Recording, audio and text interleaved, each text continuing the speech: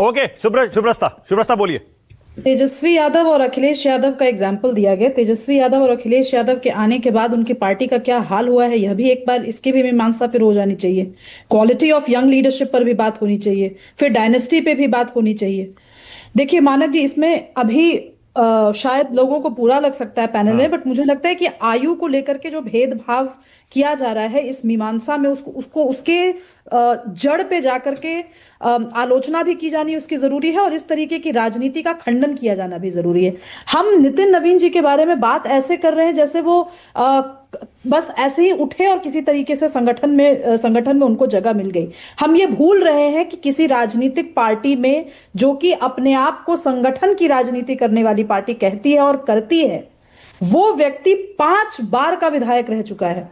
वो ऐसी पार्टी में 5 बार का विधायक रह चुका है जहां पर इंटरनल जो कॉन्फ्लिक्ट, जिसकी बात आज आशुतोष जी भी कर रहे हैं, दबी जुबान में कर रहे हैं, मैं तो दबी जुबान में नहीं करूंगी। आज जिन नेता का नाम नहीं लिया है आशुतोष जी ने, मैं नाम लेकर कहूंगी और तब उनकी बात का मैं खंडन करूंगी। इनका कहना है कि भाई आगे का रास्ता साफ हो इसलिए उनको बनाया गया है। मैं आपसे पूछना चाहती हूं, कोई भी नेता अगर राजनीति करता है तो क्या वो राजनीति इसलिए करता है कि वो पीछे रह जाए और उसके नेतृत्व की जगह कोई और व्यक्ति नेतृत्व करे?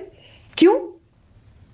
मतलब अगर चुपचाप स्वार्थ की राजनीति की जाए तो सही है सब कुछ, लेकिन अगर सामने से आकर के कहा जाए कि हां मैं काबिल हूं, मैं जोड़ तोड़ करके, मैं चाणक्य के पथ पर चल करके मैं आगे अपने नेतृत्व को एस्टैब्लिश कर सकता हूं, इस दृष्टिकोण से अगर 4-5 कड़े नियम, अगर कड़े कदम ले लिए गए या 4-5 मौलिक दिखने वाले कदम ले लिए गए, तो लोगों को दिक्कत क्यों हो रही है?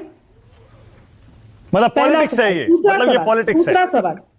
दूसरा सवाल जो उठाया गया कि भाई हम ऐसे कैसे बोल दें, ट्रैक रिकॉर्ड तो देखें।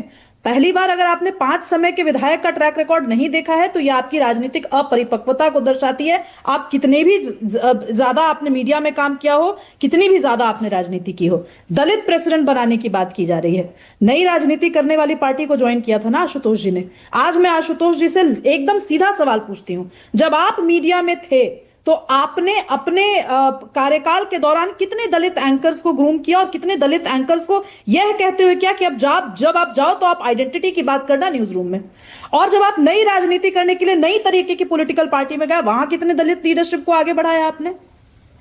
आपकी आइडेंटिटी क्या है, मुझे उस पर बात नहीं करनी है। चूंकि आपने दलित नेतृत्व की बात की तो मैं उस पर करूंगी। तीसरी चीज